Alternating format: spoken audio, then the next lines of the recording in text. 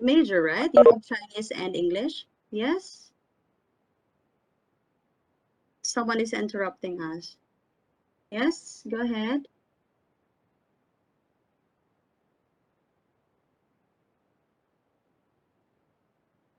All right.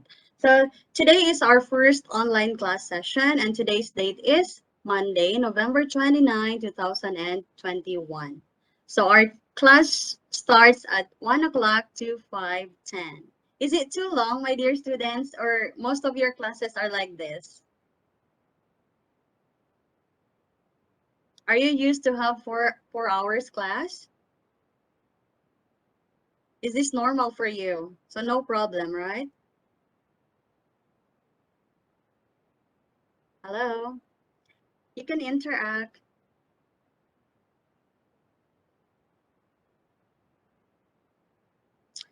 Okay, so how are we going to utilize these 4 hours? I'm going to give you 10 minutes break after 2 hours of our class.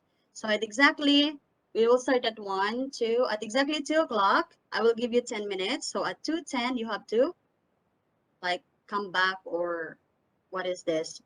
For 10 minutes, you can eat, you can go to the toilet or whatsoever.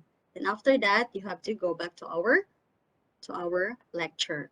Okay, so first is our classroom rules. Okay, so I know most teachers are having classroom rules. So I have here, it's too long, but I will make it simple for you to understand. So the first one here is leave the keyboard alone. Okay, whether you're diligently taking notes or sneakily chatting with your bestie or your best friends or whosoever, the sound of your typing is distracting. It's not only distracting everyone else in the meeting because your laptop's internal microphone is inches away from your keyboard. So it's also preventing you from devoting your full attention to the meeting. So opt for the quality headset or pick up your notebook on pencil to make or to take down notes. Okay, so please don't make keyboard noises which taking notes. Okay, so refrain from searching other mediums like watching a movie or YouTube while you are on a long WebEx meeting or class. So keep your writing stationery ready in advance. Number 2, dress appropriately. So in my previous classes, because I teach, most of them are like boys. So when I ask them to open their camera, some of them are naked. I mean, for boys, for them, it's just like, oh, teacher, it's very hot here. So there are times that I will ask you to open your camera. So if possible, yeah, you have to dress appropriately. So dresses professionally take a few minutes to the throw on your uniform. The best part of actually getting into your, okay, we don't have to wear your uniform, but at least dress appropriately. Number 3, be aware of your surroundings. Okay, so your co-friends won't be able to hear your ideas or take you seriously when there is a pile of dirty clothes in the corner behind you. You know what I'm talking about? I'm not telling you that you have to tidy up your room, but there should not be something visible behind you. Okay, so you also want to avoid looking like you work from the inside of a cave because of bad lighting. So adjust your work setup so that you're face a window or exposed to plenty of light. So, and make sure your background is professional and work appropriate. So this means no beds unmade or made in the background, no messy rooms. Please make sure the background is clear, no younger kids crying or screaming in the background. Okay, no pets barking or chirping, and please kindly create a professional background for your class. I know it's unavoidable, but if possible, please do. Number 4, mute your microphone when you are not talking. Okay, so there is nothing more frustrating than hearing that alien echo noise from conflicting microphones. Save everyone from ear-splitting madness by joining the meeting while on mute. Okay, because sometimes we just accidentally open the microphone or something, so we should be mindful all the time. So keep your microphone always muted And please inform your teacher or colleagues if you have an audio problem. Number 5, I like this number 5, speak up. Okay, so when you enter your online classroom, around 2 to 5 people, you have to announce yourself when you join. It can be awkward to hear that someone just joined, ding, and then silence. Okay, so you have to speak up. So don't be afraid to project your voice too. Your friends and teachers will appreciate being able to hear you without having to strain their ears, their volume up the way. Yeah? So keep your introduction simple and at the point. Number 6, no food during online school. Can you do this? No food? Maybe you can have like small snacks or something, but not that eating noodles this way or having steak or something. It's just too distracting. You can have like maybe nuts if you're too hungry.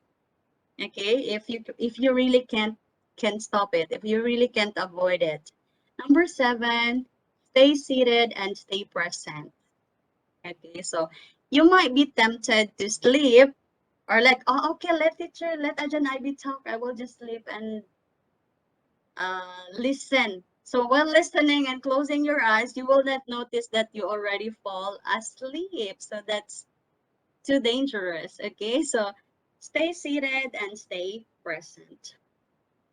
Number 8, always complete your assignments. So I will tell you later why it is very important to complete your assignments.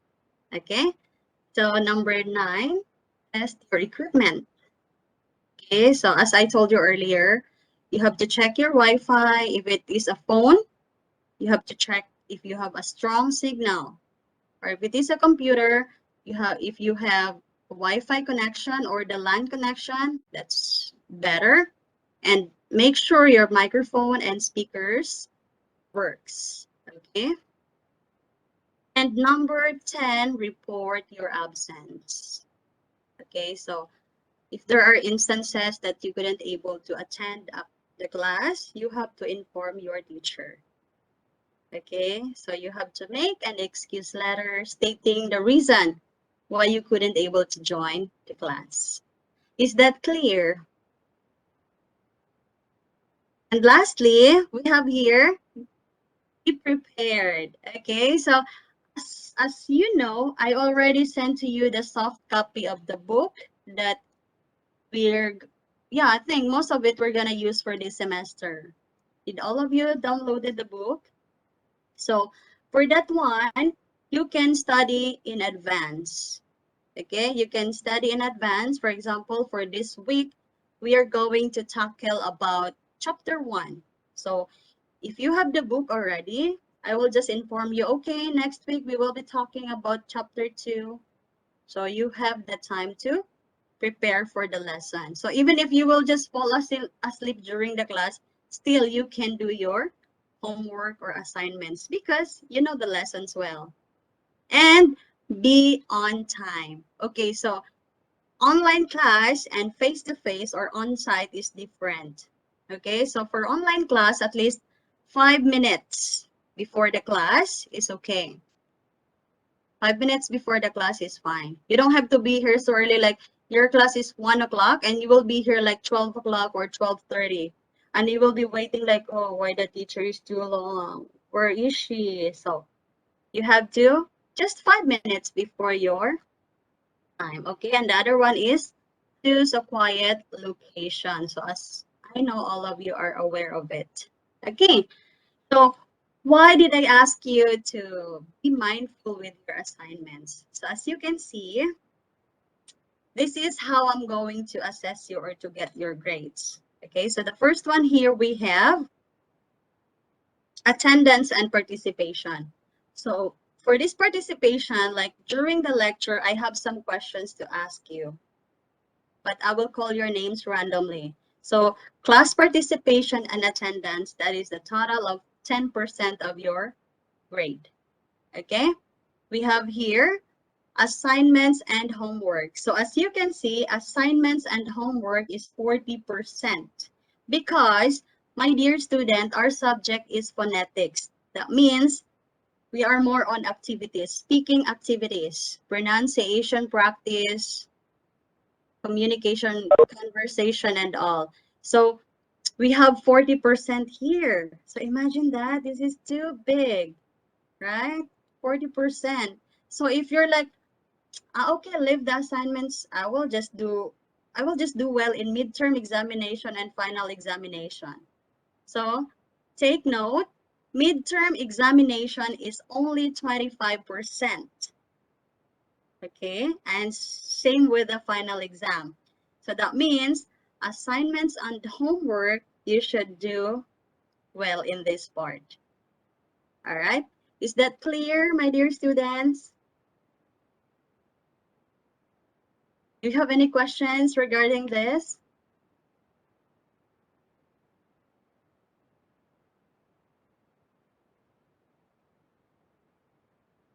Is it clear? Yes or no?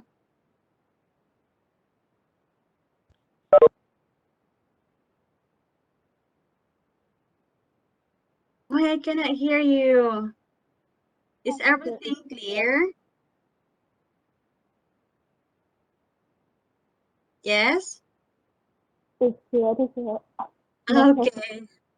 So if you have questions, don't hold it, okay, as I told you, okay? So you have to clarify everything now in our first day so that later on you will just like, oh, I didn't know that. Okay, so that's it. All right. So now let's go to the main topic, English phonetics for communication. Now I have a questions for all of you. What do you think is phonetics? Like in your own definition, without looking at the dictionary, without checking at the internet, what do you think is the definition of phonetics? Why do we have to learn phonetics?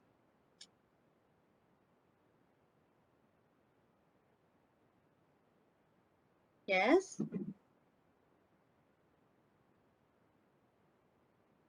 Do you have any idea what is phonetic subject?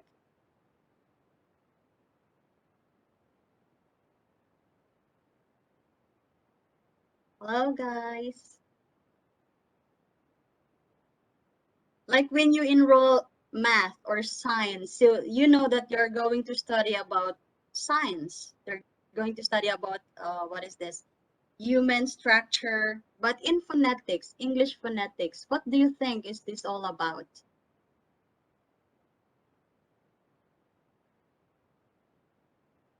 It's about?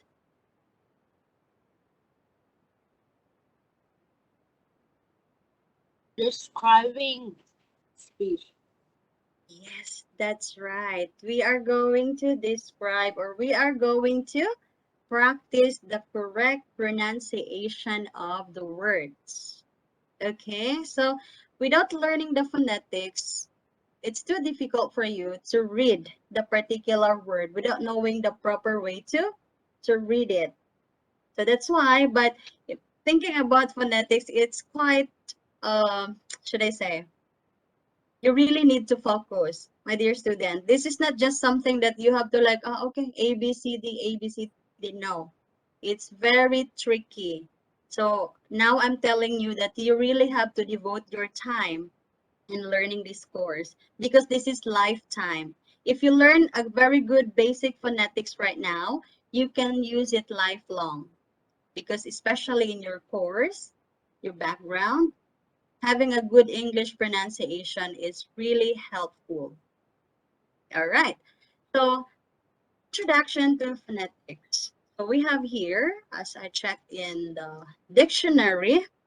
So the description is it's the science or study of speech sounds and their production, transmission, and reception, and their analysis, classification, and transcription. Compare acoustic phonetics, articulatory phonetics, auditory phonetics, and physiological phonetics. See, by just the definition alone, you are like, what? This is just not ABCD, ABCD. Okay, so this is the study of speech sounds, how to produce sounds. Okay, it's not only A, B, C, D, E, F, G, like H-I-J-K-L-M-N-O-P. It's not only like that. Okay, so the second description here, the phonetic system or the body of phonetic facts for a particular language. And number 3, the symbol used to represent the speech sounds of a language. So we have here. So what can you see on your screen?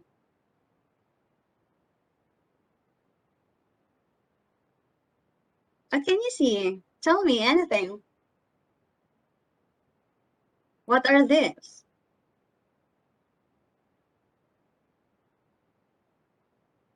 I say, oh, teacher, red, yellow, blue. Yeah, but what do you call them? What do you call this?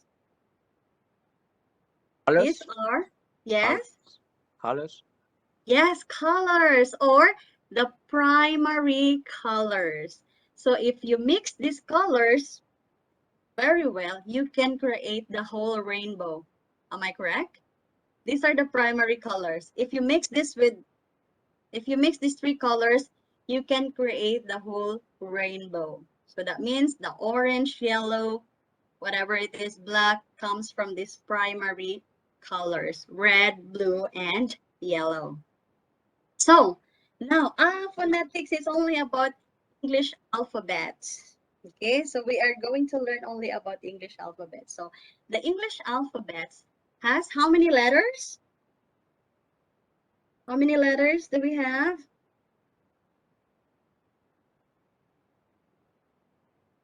How many? When you were in Anuban, you were always talking A, apple, B, boy, C, cat, D, dog, right? You were like always reciting those names.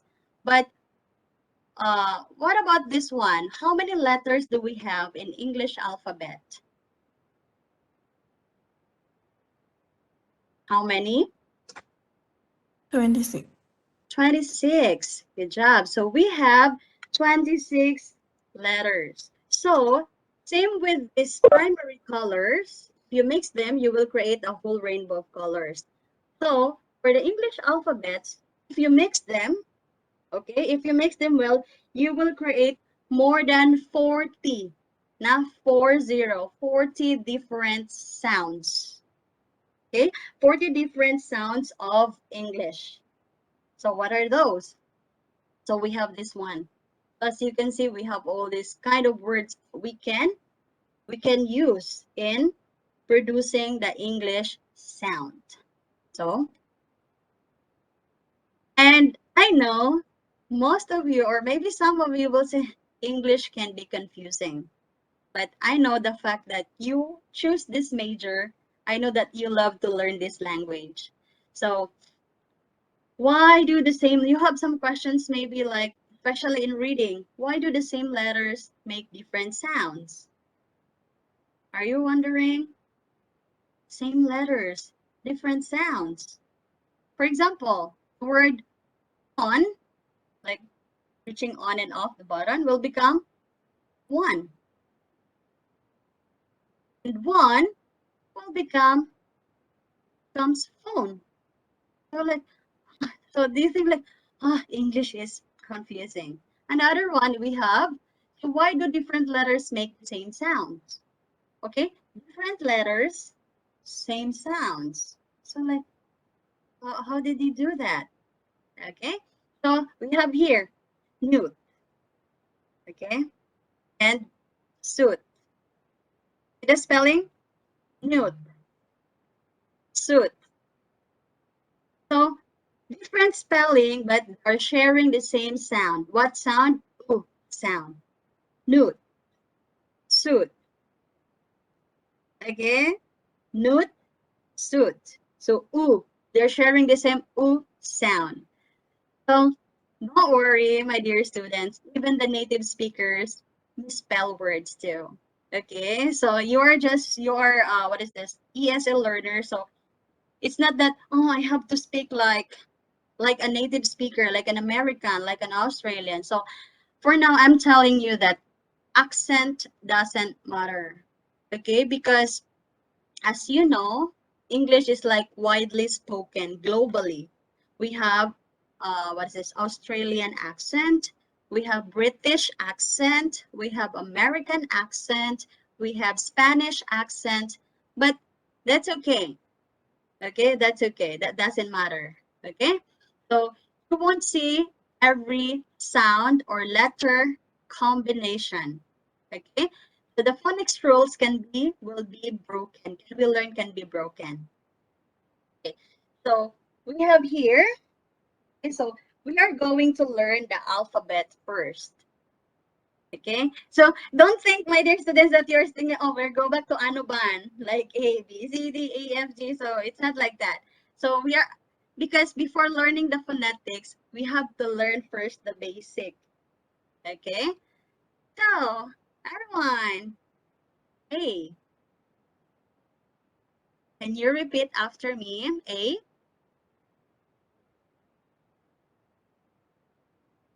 Hello, repeat after me. A. Oh. I will not move to letter A if you will not say it. Everybody say A.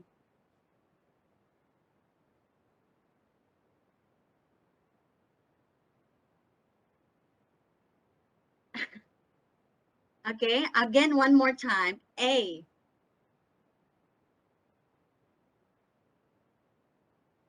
Say it. Why are you not reading out, repeating it after me? Okay, A. A. That's right. B. B. E. C. C. D. D. E. E. F. F. F. Oh, what is that? F. F. Oh, F. F. Okay. G. G. H. H. H. I. I. J. J. K. K. L. L. L. L. M. M. N. N. O. O. O. P. P. Q. Q. Q. R. R. S. S. S. T. T. U. U. V. V. W. W. X. X. X. X. Oh, it's not X, na. Not X, X, X. No, it's X. X. X. Y. Y. Z. Z. Z. So don't be feeling like, oh, we're not kids anymore. We should not learn these things. No, because believe me, you will need it later on. Okay? So now we are going to forget about the names of the letters. So we are going to learn the sounds. Okay? We are going to learn the sound. So the sound of English are like music. Vowels are the melody. Okay, the melody. So we have this A, E, I, O, U, and sometimes Y. We have here, what is the sound of letter A?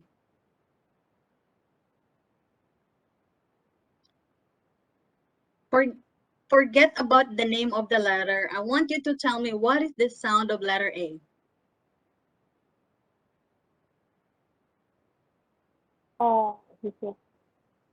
So A, like apple.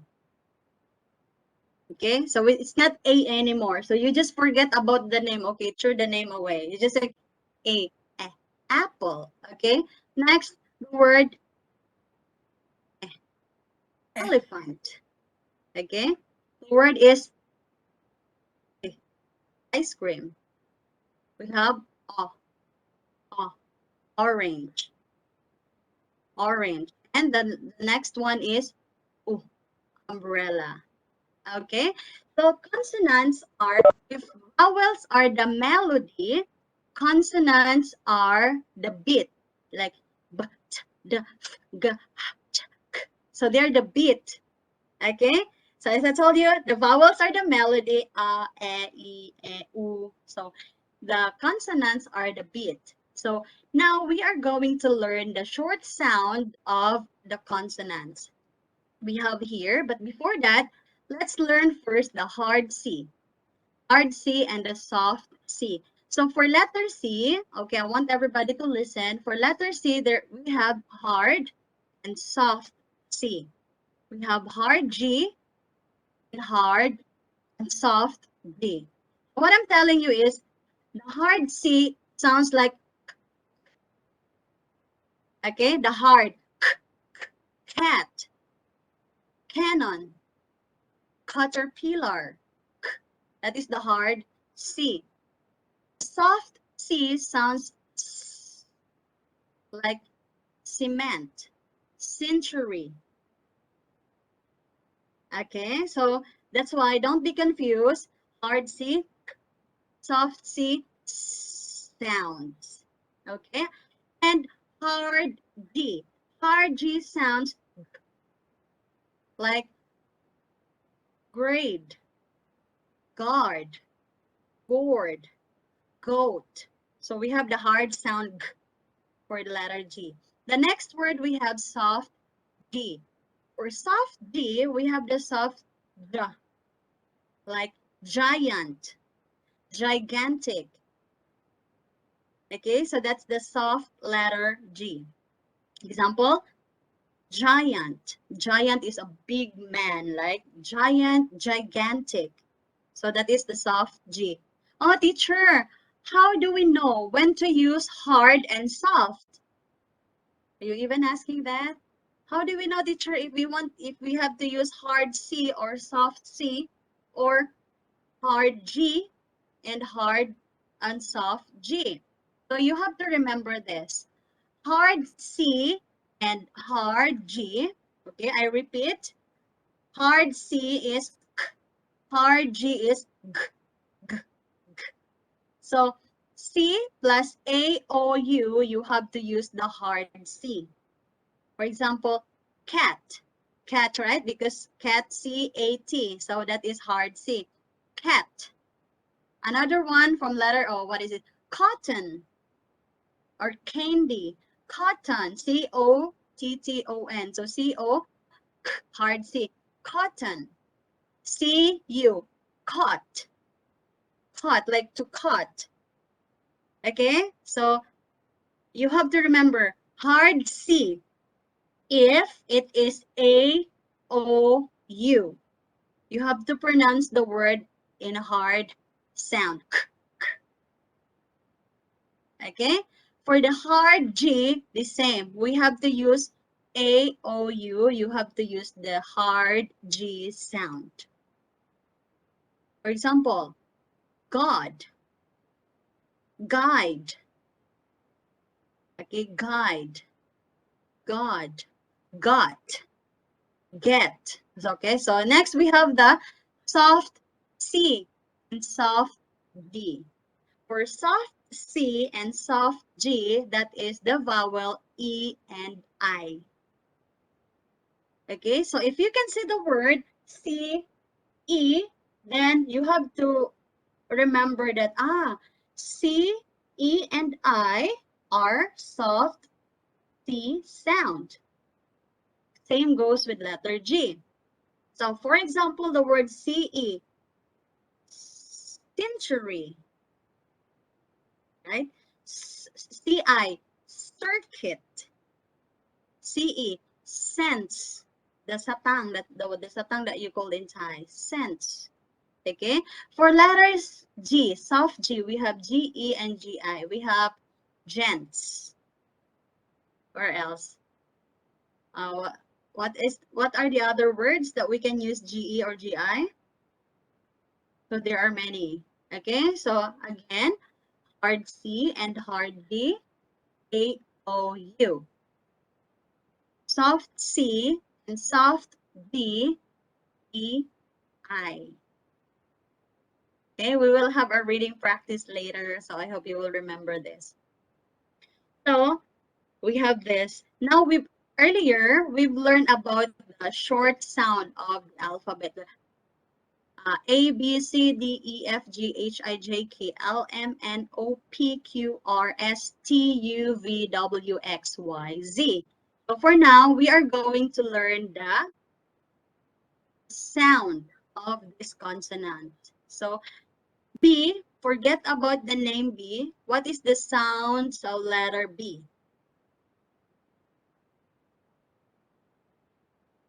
What is the sound of letter B? In order for you to produce the word ball, what is the sound of letter B?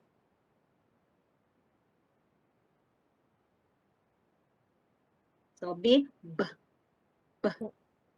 Okay, B, ball. So you look at my lips, okay? My lips is not beautiful, but just look how I formed it when I am saying the word B, B. Okay, B. Next, and because there are two sounds for letter C, right? As I told you earlier, the soft and the hard. So we have and for letter D, we have F. You have to produce the air out from your mouth. Father, father, flower. Okay, it's not father, flower. No, you have to make that father, flower. Okay, next.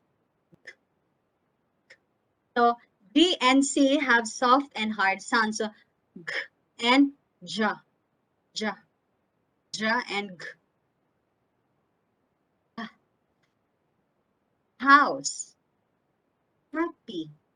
So just like here. Okay, so house, happy, home. Next we have belly, jam, joy, Johnny, Johnny. Yes, Papa. Okay, so jelly. Okay, next word we have. So the hard C and the letter K having the same sound. Okay, kitten, kite. Okay, kitten, kite. What else?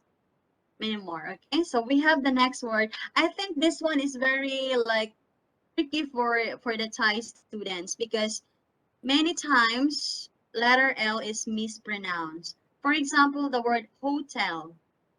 Oh, letter L, but you will say hotel. Am I correct? Hotel. For example, the name of the hotel, VL, hotel. Here in Hadia, I know some of you from Hadia, you know there is a hotel named VL Hotel. So Thai students will read it as VL Hotel. Okay, which is in Thai, if you are talking in Pasa Thai, that's correct. But if you read it in English, that is very wrong. So it's always have this sound as oh, oh.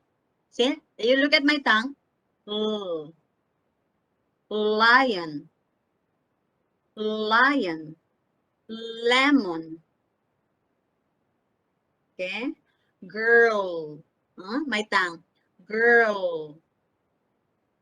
So we will learn more about that later on. Okay, so L sound. We have the M. For letter M, the sound is It's like aroy.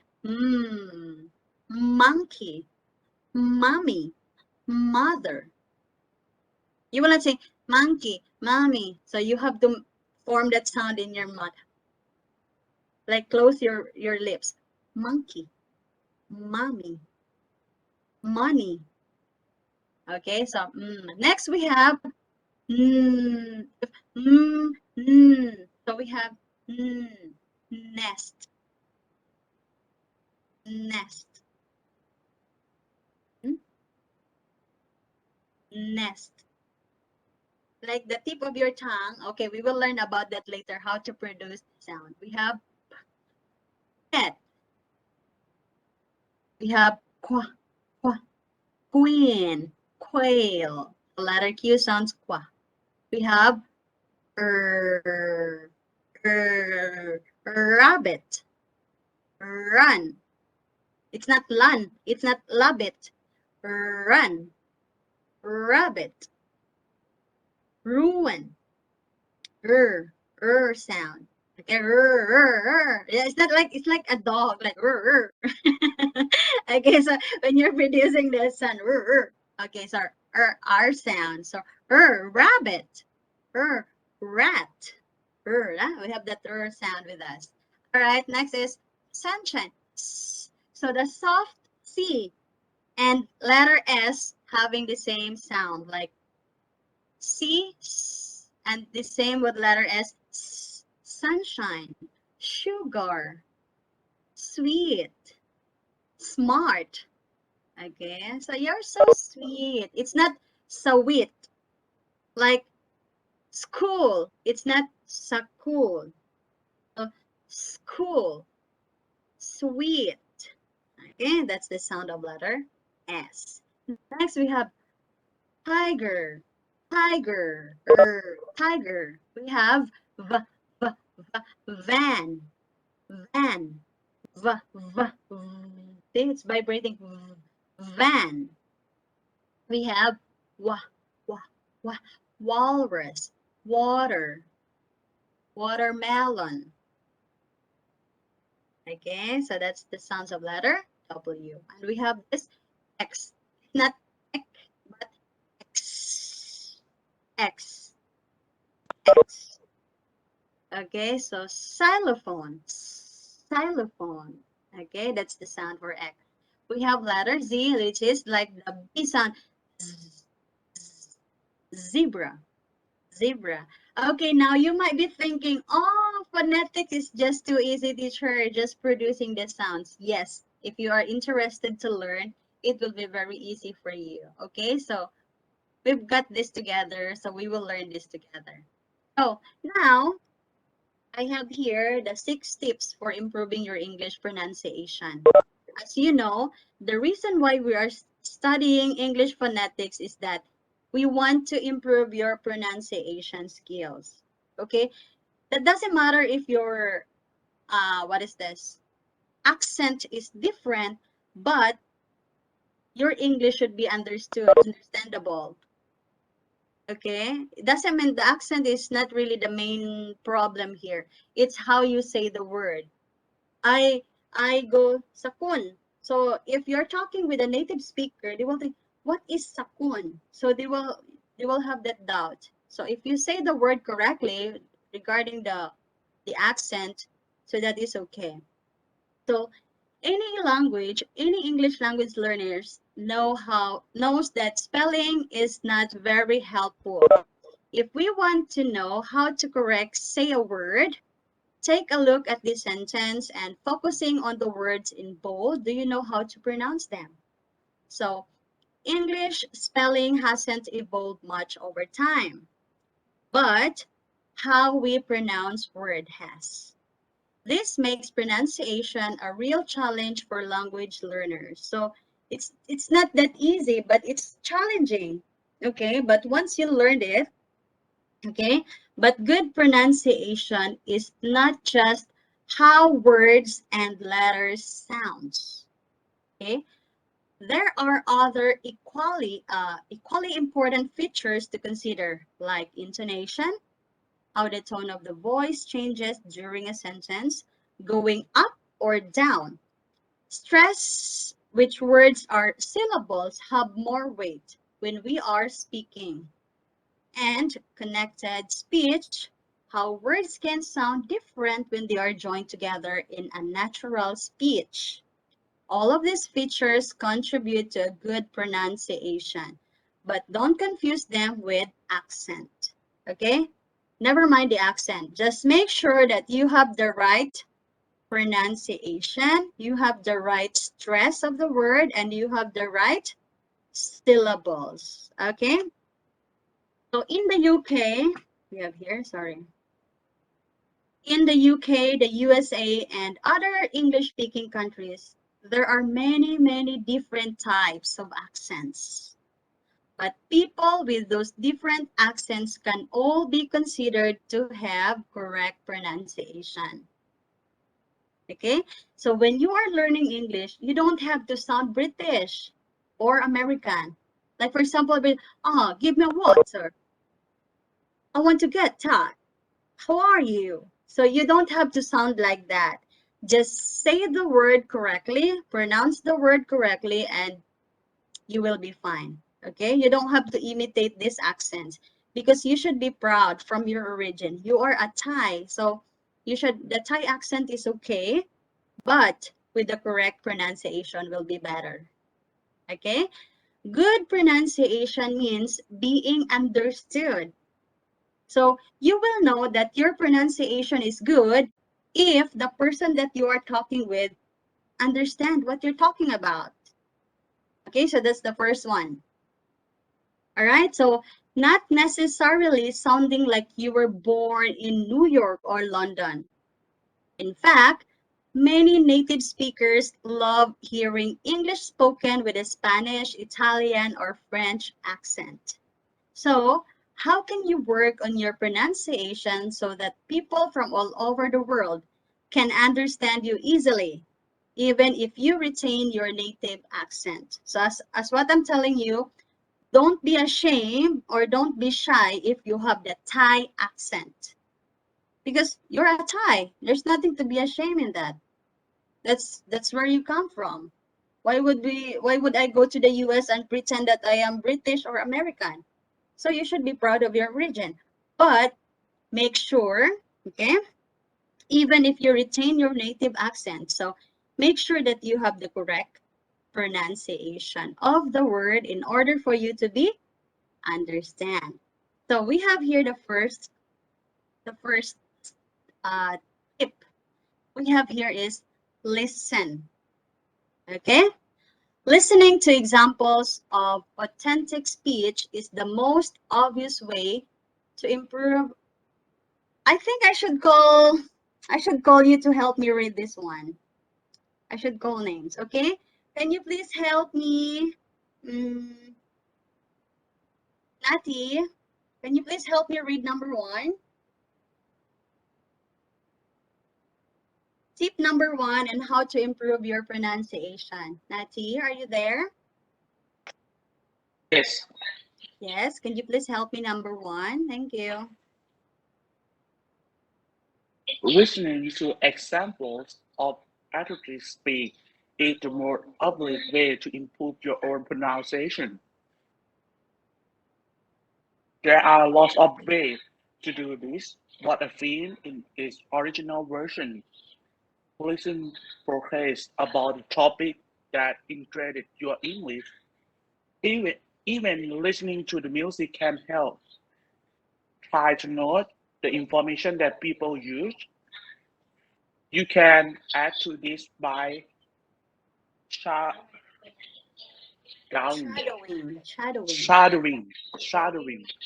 Shadowing means listening to a short sentence or phrase and then repeating it afterward, trying to emulate the sound, intonation, and word strength. Say it straight, and and not quite how your mouth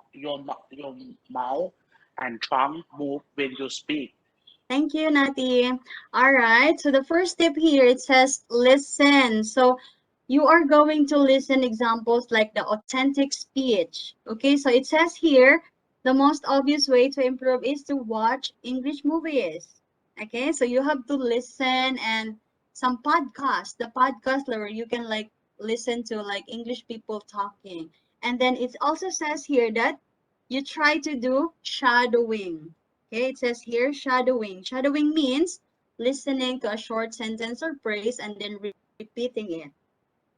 Like for example, like what are you doing here? Like when you're watching a movie and then one of the actresses, what are you doing here? So you, as a listener, you will like imitate it, make the same sound, say the same word. Okay, so that's what they called shadowing. Okay, number 2. Record yourself. Please help me read fresh.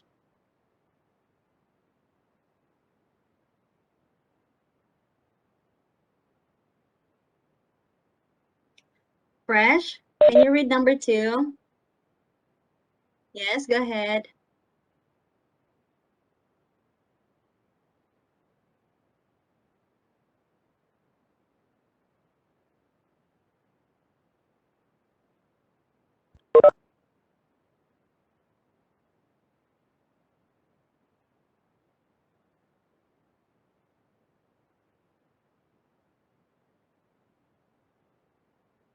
Task.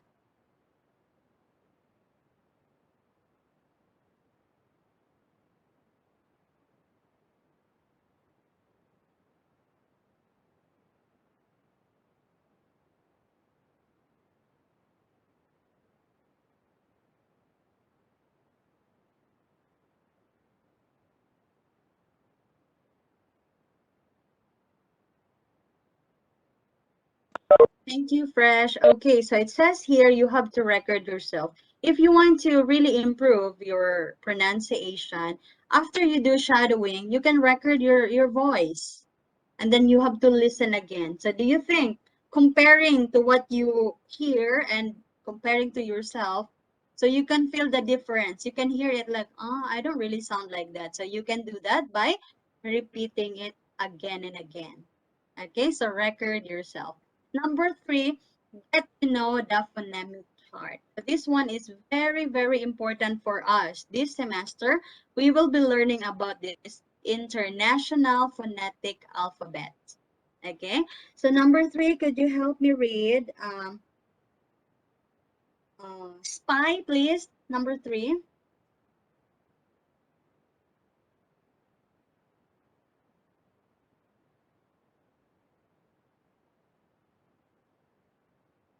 Spy. 23, number 23.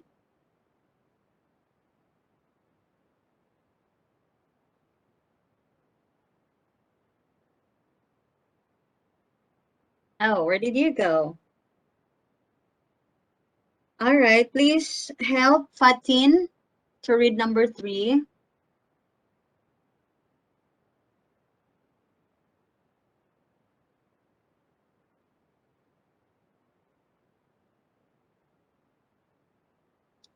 Fatin, are you there?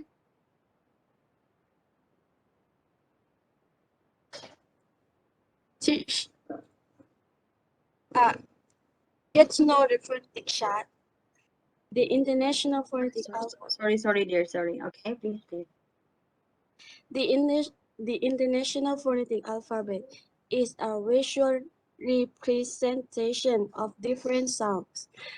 It might look strange and it might feel like you are learning a whole new language. But it can really help you with pronunciation. All dictionaries have a phonetic transcription of words so that you know how to pronounce them. This is really helpful with English because as we have already seen, English spelling doesn't always correspond with its pronunciation. Think about that. Think about the letter "ought" in the word thought, truth, to, ought. It would be impossible to guess how to say those words without some help. Thank you, Fatin. So number 3, it says, get to know the phonemic chart. So this class, this course, we will be learning about International Phonetic Alphabet. So in the International Phonetic Alphabet, you can see the corresponding sounds of the letters. So you will be guided how to say the word correctly. Okay, so as we have here the word O-U-G-H. Here, have you seen this one? So in the other words, you can read this one. We have the same O-U-G-H. We can say though. We have through. This one will become tough. This one will become oat. So can you imagine the different sound? O-U-G-H will become though, through, tough, oat. So it's very confusing. So without the help of the dictionary, you cannot read this word properly.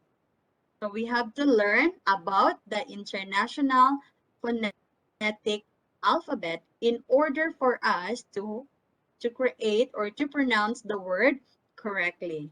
Okay, number 4. Use a dictionary. Jam, can you read number 4?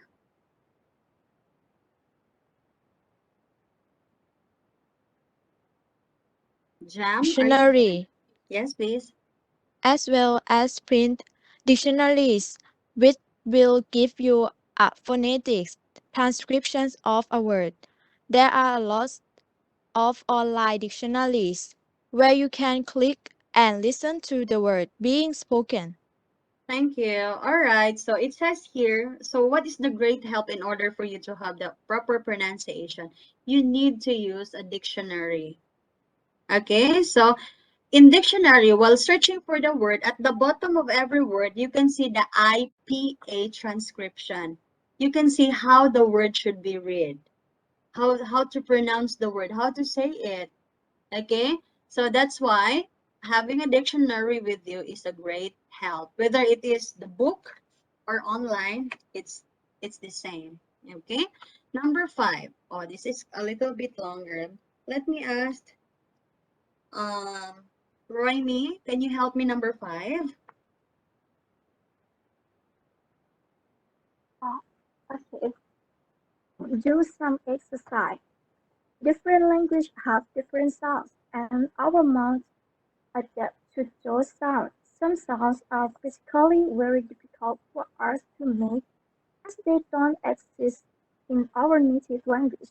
Just like when you are learning a new sport or dance move, it's important that you train your mouth to know how to form new sounds. The more you practice, the easier it gets. For example, lots of Spanish speakers have problems with the difference between the B and V sound. We make the B sound by joining our lips together and then letting go. The B sound is similar, but you touch your bottom lip before you let go. Thank you. Thank you, Royme. Okay, so do some exercise. So it says here, even what is this? It's very important to train your mouth. So in this course, we really have to exercise our mouth. We cannot just say the words like not moving our lips, our tongue. So in this course, I want everybody to really execute the proper way of pronouncing the word. So it says here, the Spanish speakers have problems with the difference between the letter P and the letter V. Okay, so we make the sounds for letter B, we have to make it like joining our lips together, like, and then letting go. B. But for letter V, it says here, put the top of your teeth should touch the bottom lip. So this is your bottom lip and the top of your teeth, and then let go, like V. Okay, the other one, B. Just the two lips, B and V. Boy and vase. So they are different, but some speakers, especially the Spanish people, have a difficulty in producing the sound. All right, so last one, we have number 6. Number 6, can you help us, Prim?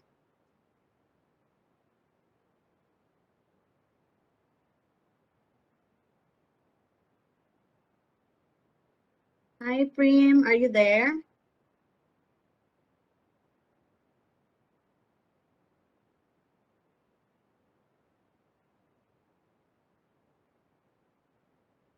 All right, Miss Fia.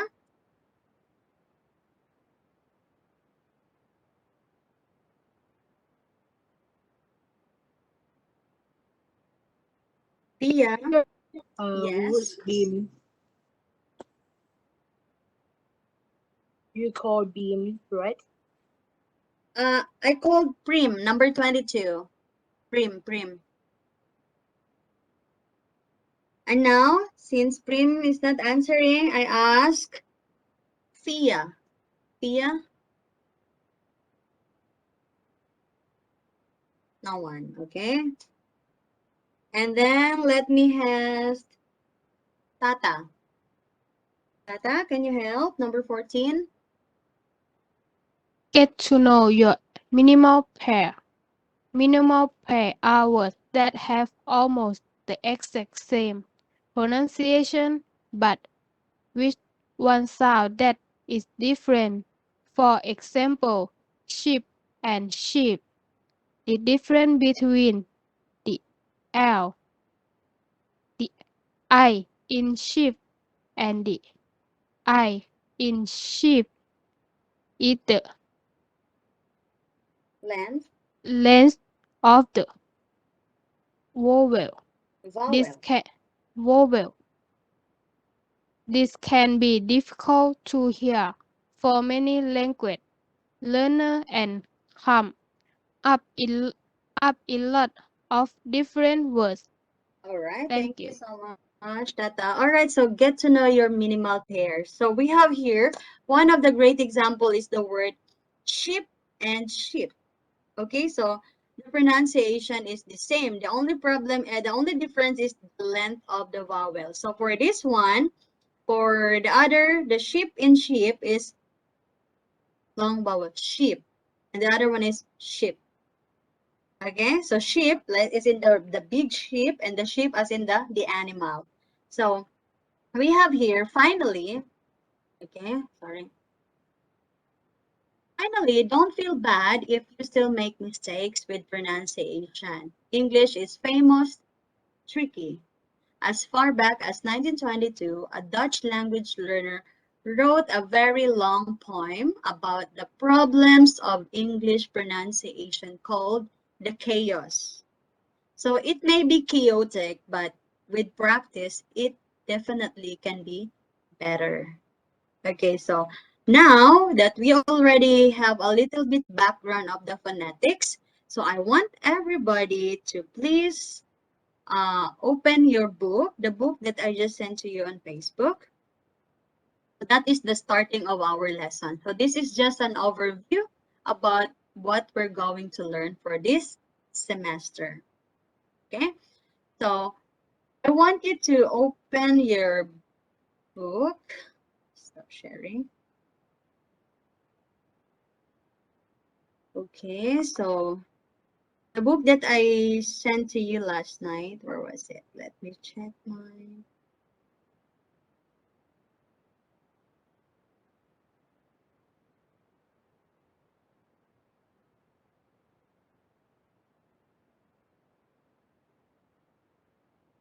Okay, so please open your book on page, what page is this one? This is,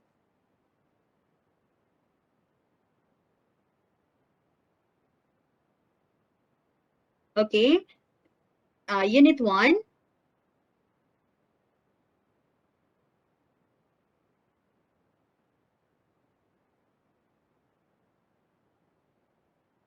So now this is the reality of what we're going to learn for this semester.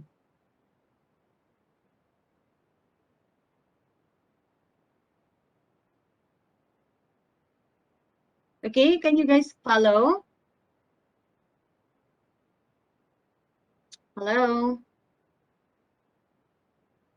Don't sleep. Yeah. All right. So if you have the same copy as what I have showing you, please you can open so that you can just follow what we are discussing or what we are talking about. So for this unit, it's all about the articulation and acoustics. So the first, as we have here, the introductory concepts of the phonetics. So by the way, our book is this one, A Course in Phonetics by Peter Laddy-Foged and Keith Johnson. So this is the 6th edition of their phonetics book. So, okay, by just looking as what we're talking earlier in number 5, the IPA or the International Phonetic Alphabet. So by looking at this chart, what do you think are this? What do you think are this? It says here, the International Phonetic Alphabet. Oh, what do you think are this, my dear students? So earlier we were just talking, phonetics is just about letters A, B, C, D, E, F, G. So now we will know the reality about the phonetic, the International Phonetic Alphabet. So what do you think are this one in this chart?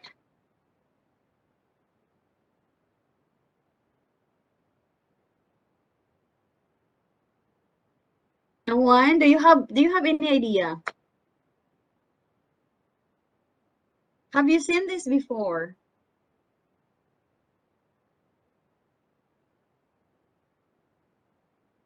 Hello? Answer me. Have you seen this before?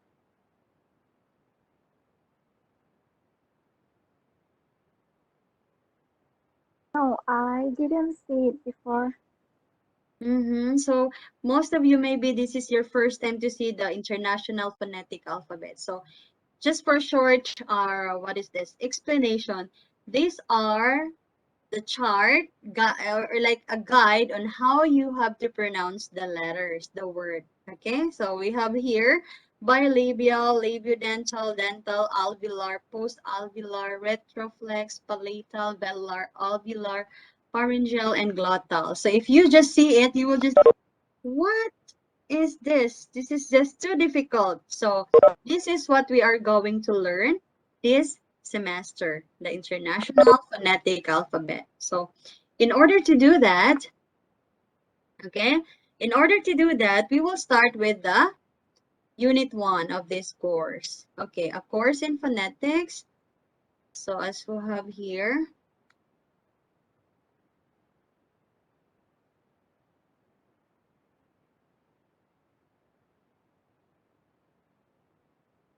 so you have to listen very carefully because we will have an activity later. I will give you a homework or some seat work. So please listen.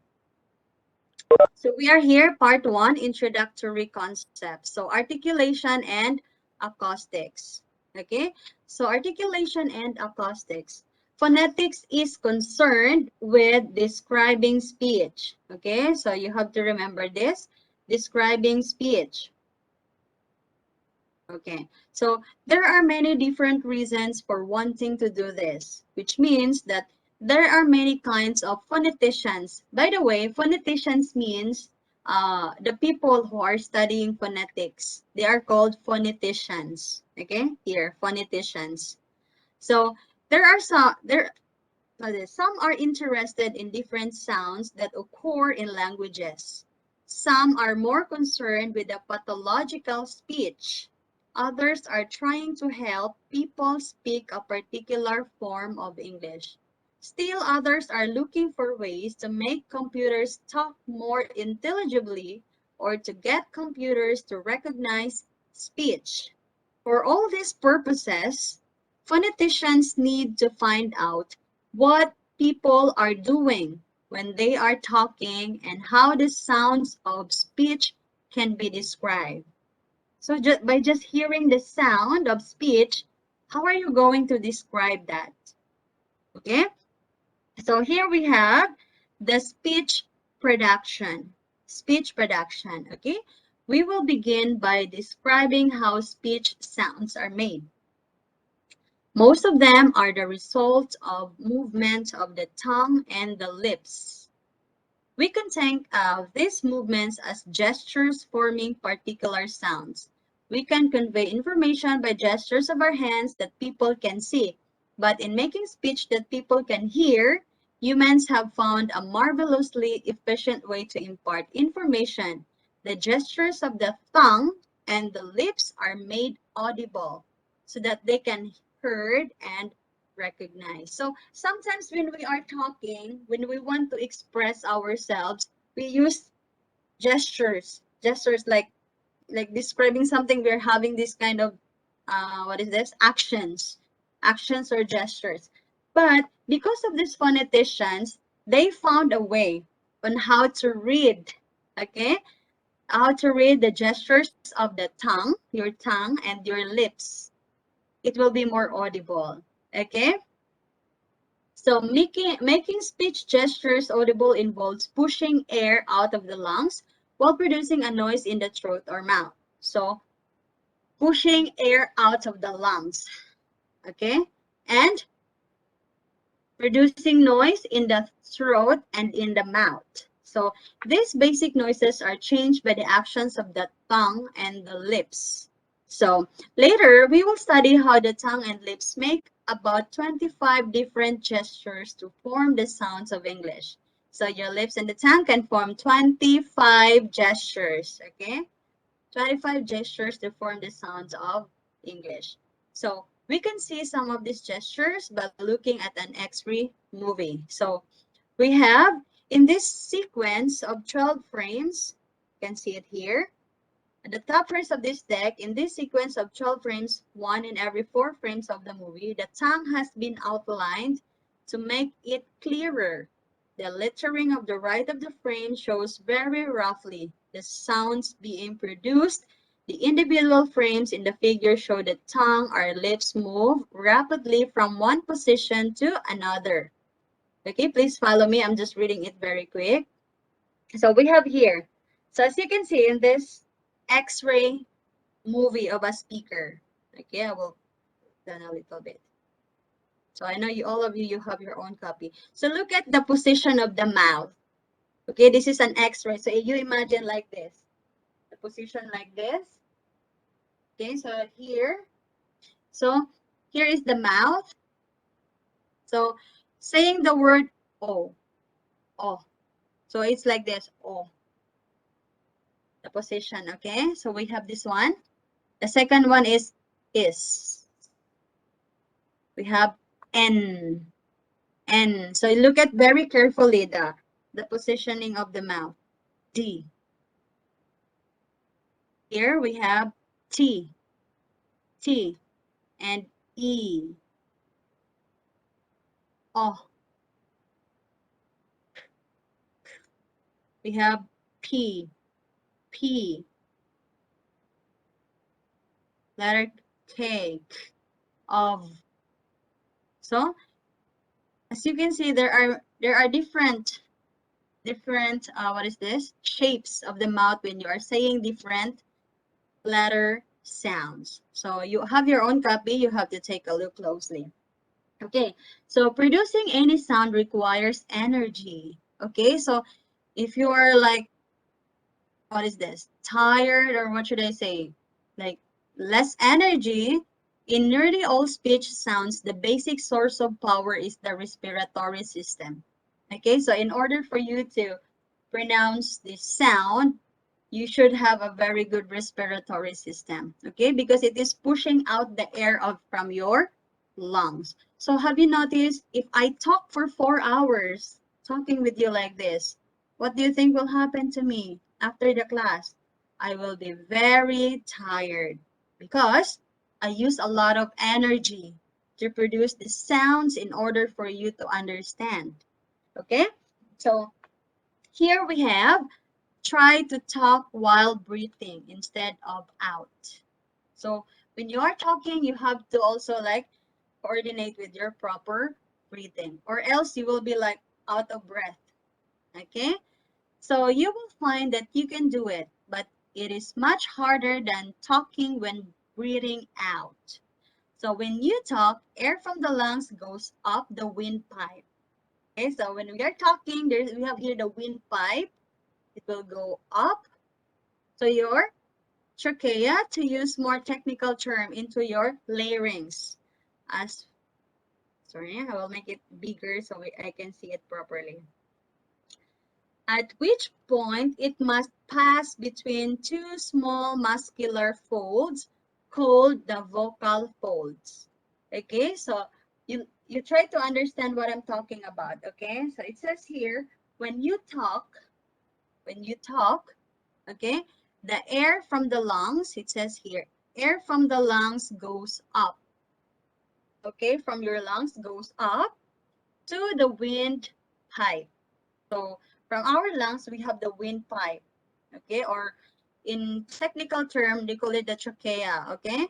So, and after that, it will go to our larynx, okay? At which point, it must pass between the two muscular folds, the vocal folds. So this is the process, my students. This is the process on how you are producing sounds. Okay, so if the vocal folds are apart, as yours are probably right now, we are breathing in and out. The air from the lungs will have relatively free passage into the pharynx and the mouth. Okay, but if the vocal folds are adjusted, there is only a narrow passage between them. The airstream from the lungs will set them vibrating. Okay, so the airstream from the lungs will set them vibrating. So produced when the vocal folds are vibrating are called voiced. Okay, you listen. When your vocal folds here is vibrating or shaking like this, that is called voiced. Okay? As opposed, if it's not moving here, your vocal cords are not shaking, that is called voiceless. So if I will tell you now, okay, my dear students, give me a word that is voiced, or give me a letter that is voiced. You will like, huh, what is voiced, teacher? What is voiceless? So listen. So in order to hear the difference between voiced and voiceless sound, saying along V sound and F. Okay, I want you to try it with me. Everybody say V and hold your vocal cords. The vocal cords here. Try it. Okay, everyone say V. Can you do that? V, V, V, V. Can you do it? Hello? Are you with me? Okay, try to make the sounds. Letter V and hold your vocal cord here. You say V. V. Okay, is it vibrating or not? Is it shaking? Is it vibrating? Yes or no? Hello, everyone, please participate. Again, please. Again? Yeah. For now, again, please. Yeah, it's vibrating, right, Milky? You say V, V. So you can feel like, right? V. But if you say the word F, is it vibrating or not?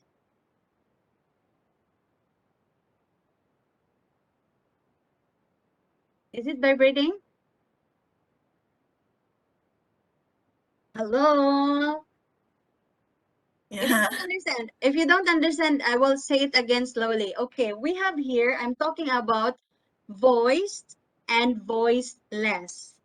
Voice means your vocal cords is vibrating. Like you can feel like it's vibrating like here, like the V sound. Vibrating, right? But if you say the F sound, no, not vibrating. We have a test. We have a quiz after this. So I want you to really understand what I'm talking. Okay? Jam, do you understand, Jam? Do you?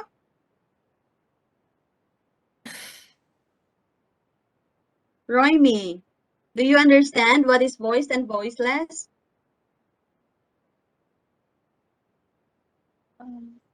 No. No, okay, I will repeat again. I want you to understand this one. So just focus, okay? Only two letters, okay? Letter V and letter F, okay? Listen. Letter V sounds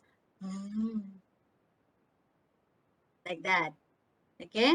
Letter F sound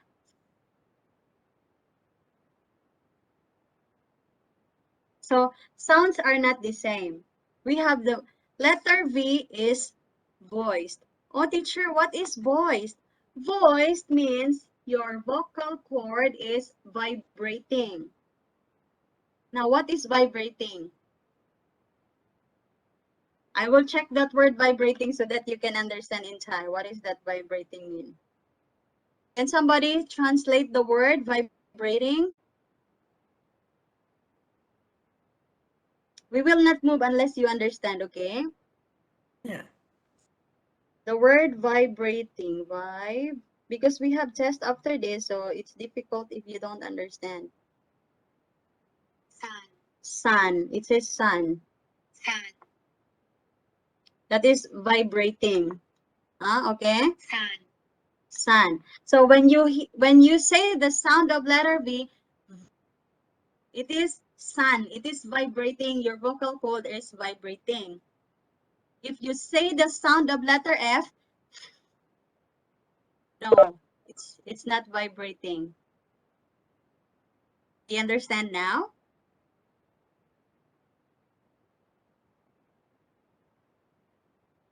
Do you understand now? You have to tell me if you don't. No. I understand. Okay, so you understand. So letter V, is sun, vibrating. Letter F is no, not vibrating.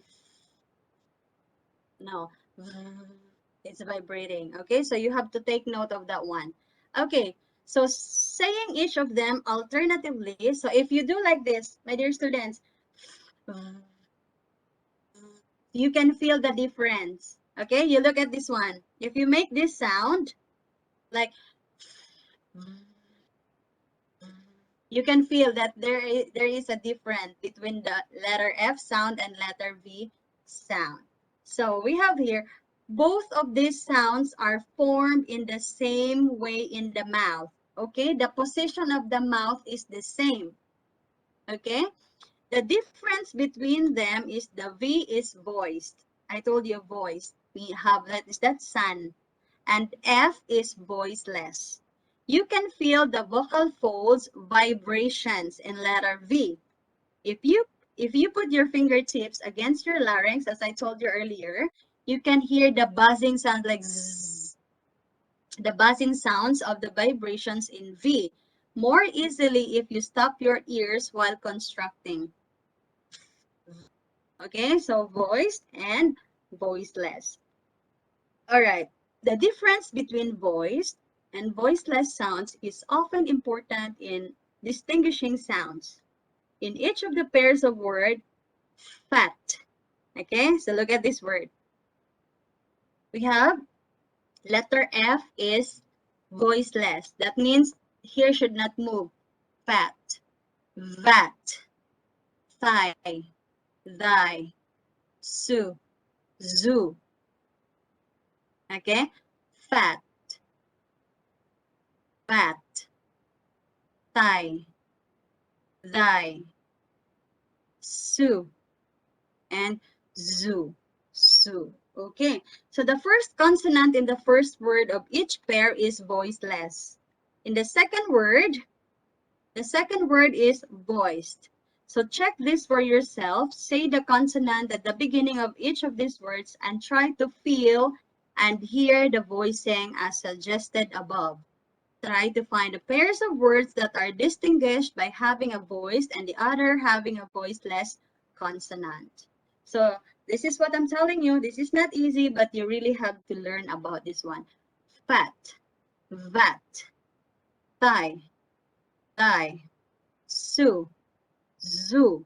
Okay, so again, voice is vibrating here. Voiceless, not vibrating here. Not vibrating. Okay. Now, let's move to the next one, the vocal tract. Okay, the air passages above the larynx are known as the vocal tract. Okay, shows their location within the head, actually within Peter Ladefoged's head in a photograph taken many years ago. The shape of the vocal tract is a very important factor in the production of speech, and we will often refer to a diagram of the kind that has been superimposed on the photograph in figure 1.2. Learn to draw the vocal tract by tracing the diagram in this picture. Note that the air passages that make up the vocal tract may be divided into the oral tract, within the mouth, the pharynx, and the nasal tract. Within the nose, when the flap of the back of the mouth is lowered. So it is probably for you now, if you are breathing with your mouth shut. So air goes through, in and out through the nose. Speech sounds such as M and N, okay, are produced with the vocal folds vibrating air going on through your nose. M, N, okay? The upper limit of the nasal tract has been marked with a dotted line since the exact boundaries of the air passages within the nose depend on the soft tissues of the variable size. So the parts of the vocal tract can be used to form sounds such as tongue and the lips are called articulators. Listen very carefully, okay? To form sounds such as the tongue and the lips, okay? Your tongue and your lips are called articulators. Remember this, okay? You will be asked later. If you make sound using your tongue and your lips, it is articulators. Okay, so before we discuss, let's summarize. So you look at this photo. So we will see what I'm talking about. So here, this is the nasal tract. So if you are producing the letter M and N, it is coming out from here, the nasal tract. Here, the next one, we have the oral tract. Nasal, oral tract, and here is your larynx. I told you earlier to touch your larynx. So here is your larynx. Okay, so when you are making voiced sound, your larynx is vibrating. But if you're not making voiceless, it will not vibrate. Okay. So the speech production mechanism as a whole in this figure 1.3 shows the four main components. Okay, four main components. Okay, you have to notice this one. We have the airstream process, number one. Number two, the phonation process. Number three, the oronasal process. Sorry. Oronasal process and the articulatory process. Where is it?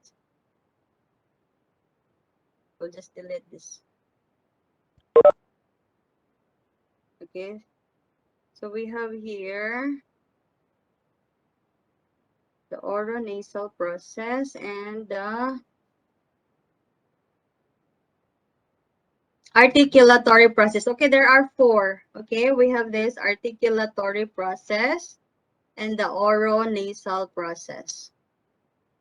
Okay, so there are four. If I ask you right now, what are the four components of airstream process? You will like, huh, what is that, teacher? Okay, what are the four components of airstream process? We have number one, airstream process.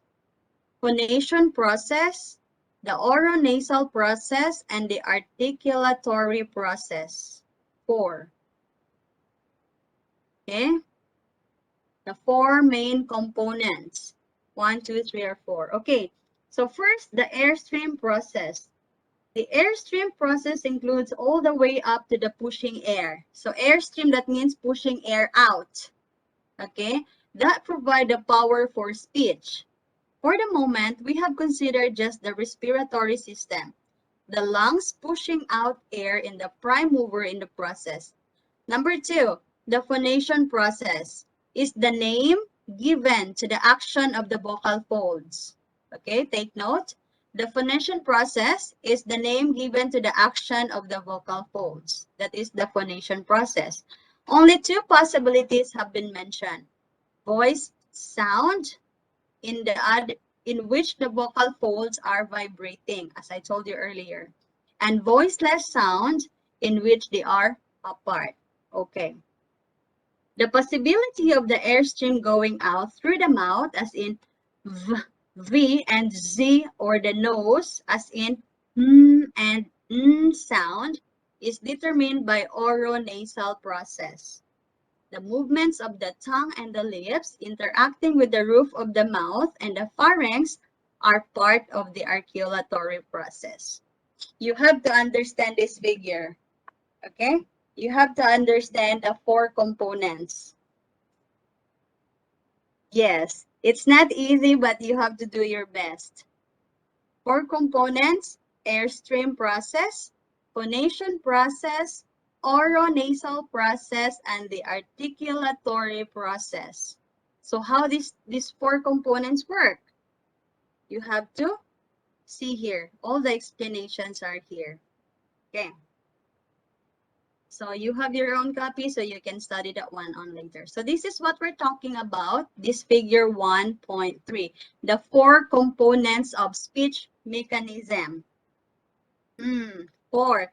Number 1, we have here the oronasal process. Here, this side, oronasal process. Here, from this mouth to here in front, we have the mouth, the tongue and the lips are called articulatory process. The tongue and your lips is for the articulatory process. Here in your larynx is called the phonation process. And here in your lungs is the airstream process.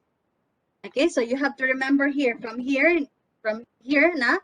airstream, phonation, articulatory, and nasal.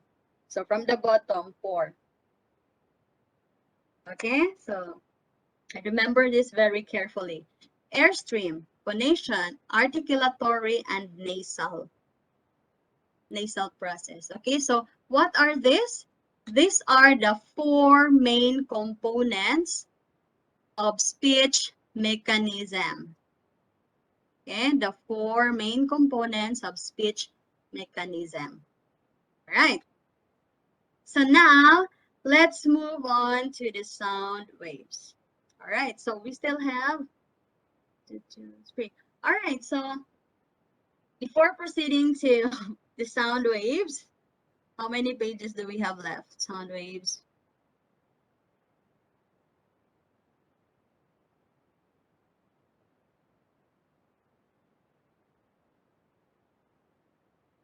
Okay, so I will give you 10 minutes break. I know you, it's like you are already like, what is this? Okay, so before we tackle about the sound waves, we will stop here. We will stop here in the 4 components of speech mechanism. So I'll give you 10 minutes to stretch, walk around for 10 minutes, drink water, have some tea or coffee, and then get back later and we will tackle about the sound waves. Is that okay? Okay. All right, okay, so switch off your camera, your microphone, and do your thing, okay? Enjoy your 10 minutes. All right.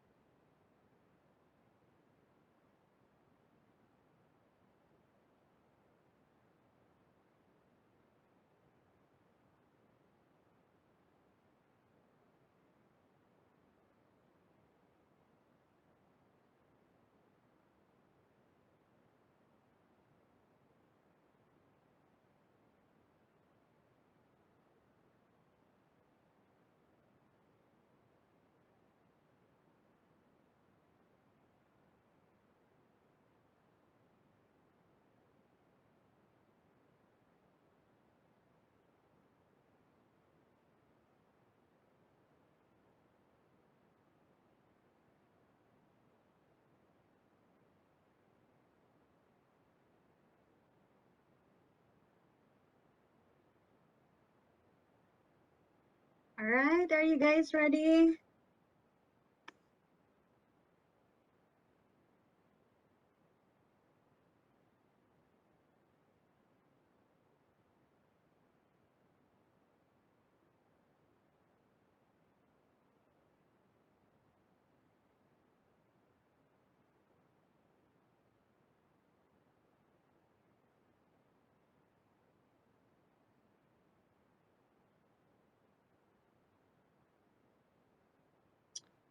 Okay, are you back? Are you here now?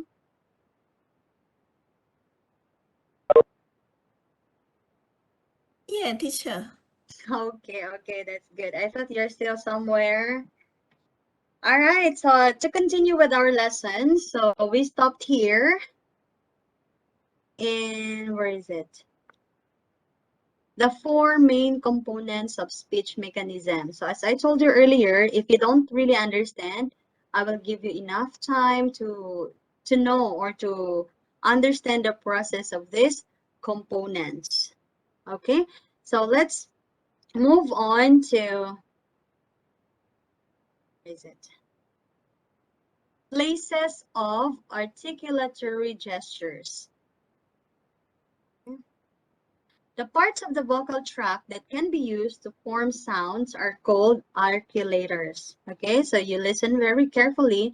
The parts of the vocal tract that can be used to form sounds are called articulators. So that is the term that we need to use for this one, articulators. Okay, so the articulators that form the lower surface of the vocal tract are highly mobile. They make gestures required for speech by moving toward the articulators that form the upper surface. All right, try saying the word capital and note the major movements of your tongue and lips. Capital, capital, the word capital. And note the major movements of your tongue and lips. You will find that the back of your tongue moves up to make contact with the roof of your mouth. Capital. Okay, can you say it? Have you noticed your tongue is going to the tip of your capital? The word capital. All right, so you will find that the back of your tongue moves up to make contact with the roof of your mouth, there inside, okay? And where are we now? Sorry, let me make it a little bit bigger. Where are we? Okay. So for the first time sound and then comes down for the following vowel. The lips come together in the formation of P. Capital. Capital. So, and then come apart again in the vowel. The tongue tip. Okay, this is your tongue. The tongue tip comes up for the T and again for the most people for the final L. Capital. Final T. Capital. All right. So the names of these principal parts of the upper surface of the vocal tract are given in figure 1.5. We will see later. The upper lip, this is your upper lip, lower lip. Okay, the upper lip and the upper teeth, of course, is upper teeth, lower teeth. Notably, the frontal incisors are familiar enough structures, so they already know each other. All right, so when you are making sounds, they know how to form it. So just behind the upper teeth is a small protuberance that you can feel with the tip of your tongue. Can you touch it with your tongue? Behind your upper teeth. This is your teeth, upper teeth, my dear students. Upper teeth, behind your upper teeth, you touch it. Is a small, what is that? Protuberance that can feel with the tip of your tongue. This is called the alveolar ridge. Okay? The name of that one here is their alveolar ridge. You can also feel that the front of the part of the roof of the mouth is formed. Okay, so here, oh, another one. Oh my gosh. So this is the figure 1.5, the principal parts of the upper surface of the vocal tract. Oh, this is not just easy. Okay? Look at very closely. Here is the upper lip, lower lip. Okay? So upper lip, lower lip. Here is your teeth. So this part here is your upper teeth. Here is the lower teeth. So upper teeth, you see this small arrow? I will make it large. Will enlarge it, okay? So you can understand even better. See, here is your upper teeth. Here, the teeth from the top. If you touch here with your tongue, that is called the alveolar ridge. The name of this one here is your alveolar. Here na, your alveolar ridge. And after your alveolar ridge, this part of your mouth, inside your mouth, is the hard palate. Hard palate. So teeth, alveolar ridge, hard palate, and then the soft palate. Okay, and then after the soft palate is your velum.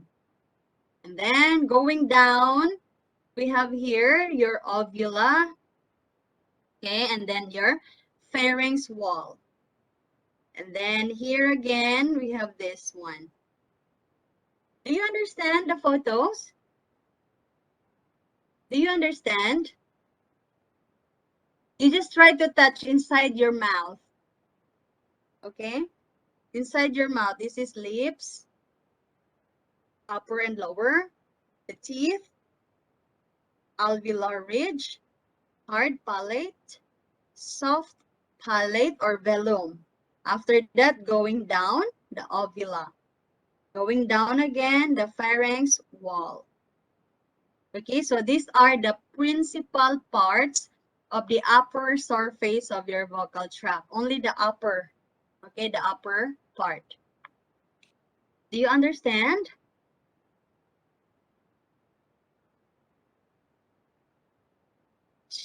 Okay, just bear with me. Okay, so now we are going to discuss more about it.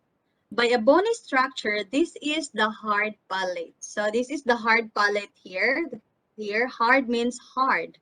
So by a bony structure, this is the hard palate. You will probably have to use a fingertip to feel further back. So if you can touch here, the top, that is your hard palate.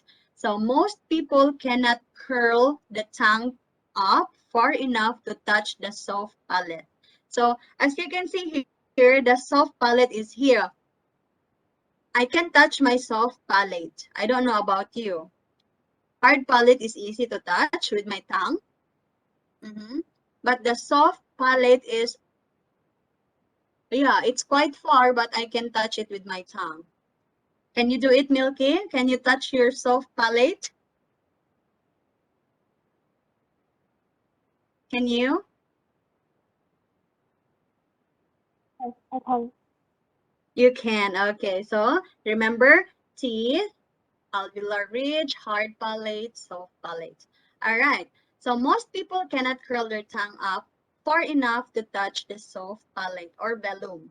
So at the back of the mouth, the soft palate is a muscular flap, okay, that can be raised to press against the back wall of the pharynx and shut off the nasal tract, preventing air from going out through the nose. So in this case, this is said to be the velic closure. So this action separates the nasal tract from the oral tract so that the air can go out only through the mouth. So they're blocking. The soft palate's work is to block the air to come out from the nose. So it should be only come out through the mouth. At the lower end of the soft palate is a small appendage hanging down that is known as uvula. Here, you see this one? We have this one, right? Sometimes we can see in the mirror when we are opening our mouth. We have this one here, this called uvula. Okay. So, where are we? The part of the vocal tract between the uvula and the larynx is the pharynx. So the back wall of the pharynx may be considered one of the articulators and the upper surface of the vocal tract. So let's move on here. These are more on explanations. So here is the upper surface of your vocal tract. The 1.6 is the lower surface. So we have here your lower lip. Okay, your tongue is here. This is your tongue. Okay, just imagine your tongue. This is the tip of your tongue. And here is the blade. And here is the center of your tongue. Here is the front, the back, the root of your tongue. And under that, we have the epiglottis. Okay, it's very easy to understand. Your lip, this is your lower lip, and then this is your tongue. So the parts of your tongue are the tip, blade, the front, center, and the back.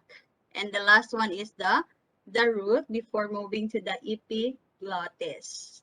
So this one, okay, the lower surface part of the vocal tract.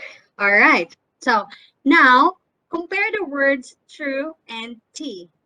In which word does the tongue movement involve a contact farther forward in the mouth?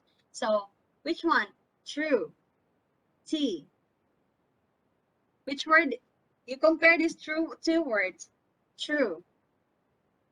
T. Which word does the tongue movement involve contact farther forward in the mouth, like forward? True or T?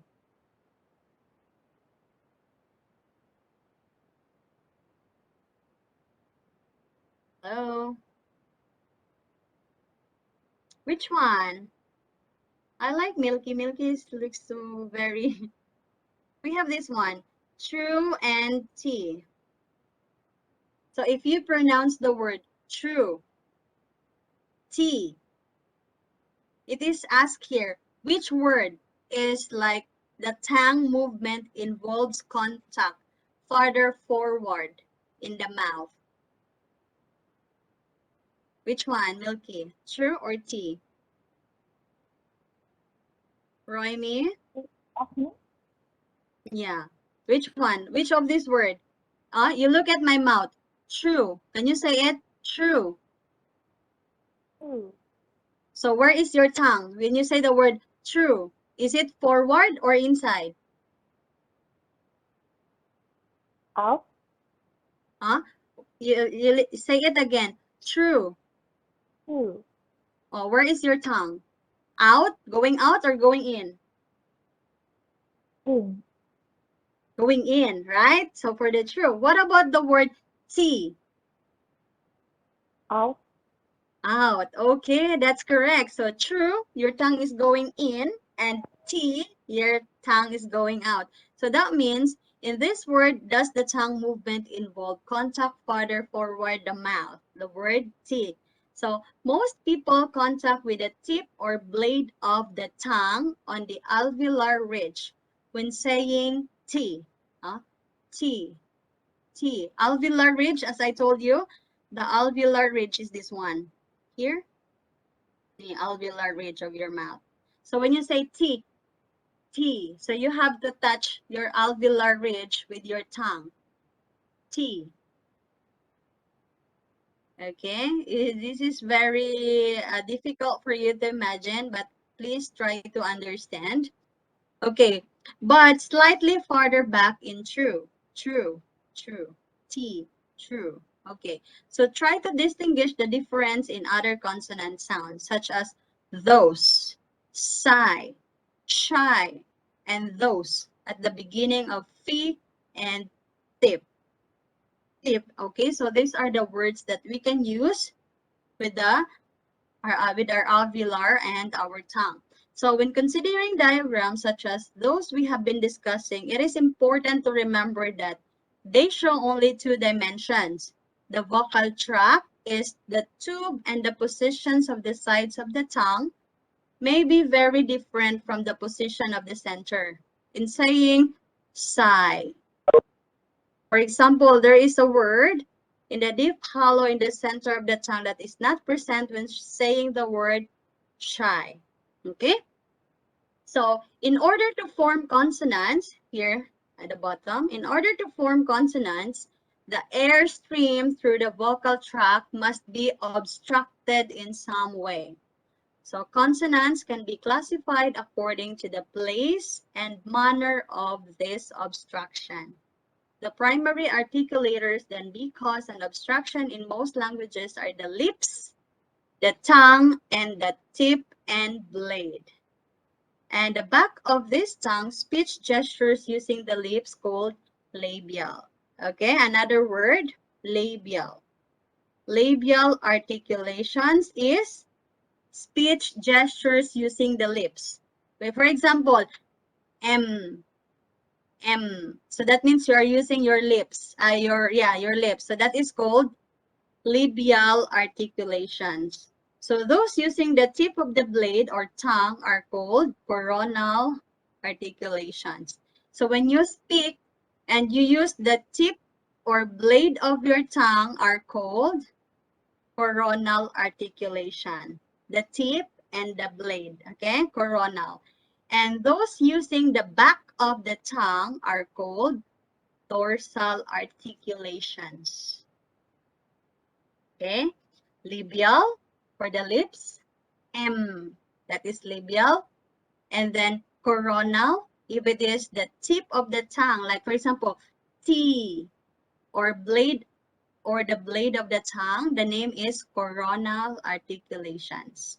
And the last one is when you are using the back of the tongue are called dorsal articulation. So if we do not need to specify the place of articulation in great detail, then articulators for the consonant of English or any other languages can be described with these terms. The word topic, for example, begins with coronal.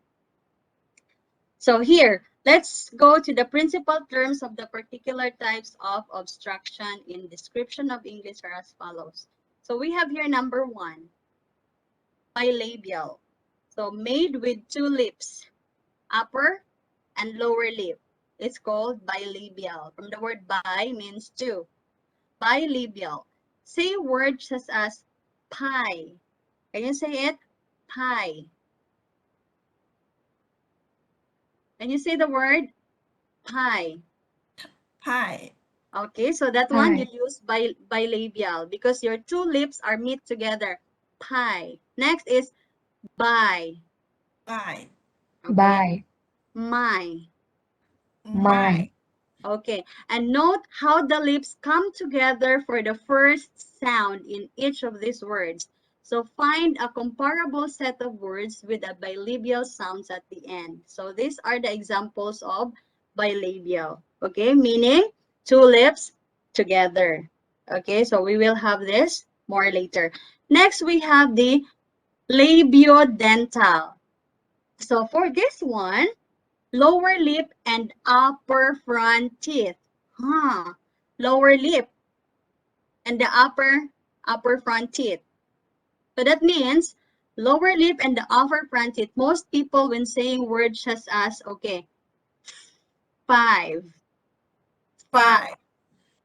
vi. Okay, so if you notice, your lower lip and your upper teeth is meeting, like this. Fi. Why? Okay, so that is labiodental. Okay, like the word five, that is labiodental. Okay, vase, that is also labiodental. So that is the difference between bilabial and labiodental. Bilabial, two lips together. Labiodental, upper teeth, and the lower lip. All right. So here, oh, you have this one. Another, I know you guys are very like, what is this? This is just too difficult, but okay, you will get this. I believe you. All right.